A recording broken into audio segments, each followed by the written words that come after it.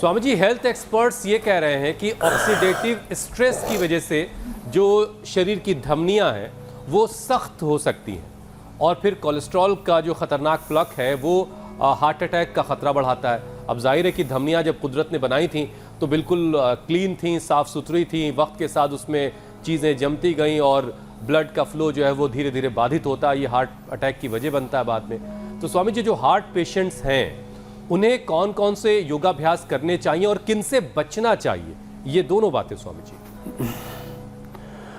हरि जी, प्रभु जी तुम बहुत अनुग्रह की हो। प्रभु ने मनुष्य का जन्म दिया, कितना अच्छा लीवर, इतनी अच्छी kidney, heart, brain, nervous system.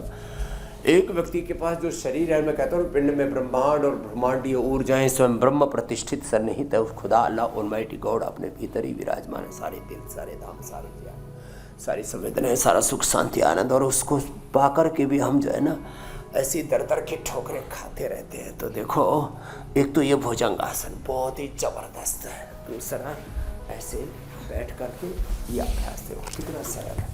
और ये जो हार्ट के आर्टरीज का ताना बाना गड़बड़ हो रहा है ना, इसके लिए ये ऐसे ऐसे और गोमुखासन हो जाए तो और अच्छा है। तो भुजंगासन, गोमुखासन, प्राणायाम, अर्जुन की छाल, दालचीनी। अब हार्ट की दवाई लेते हैं, कोलेस्ट्रॉल की दवाई लेते हैं, मसल्स इतने टूट जाते हैं कि फिर MND और ऑटोइम्यून डिजीज, ओहो हो, कितने खतरनाक रोग हो जाते हैं लोगों को।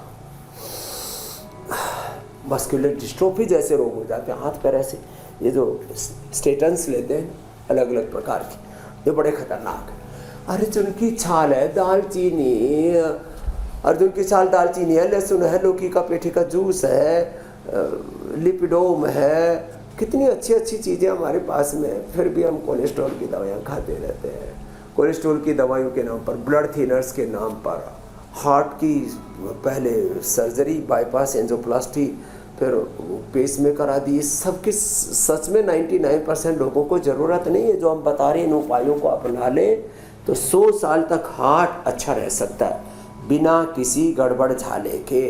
तो ये आर्टरीज अच्छी रहेंगी।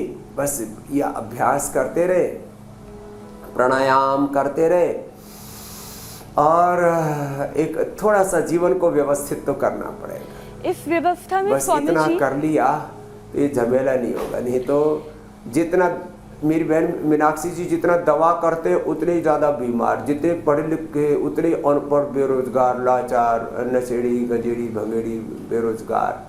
जितना हम समृद्ध होते हैं उतना ही भीतर से दरिद्र होते चले जाते हैं। तो ये आज सारी गफलत, सारी उलझन आप सुलझा रहे हैं।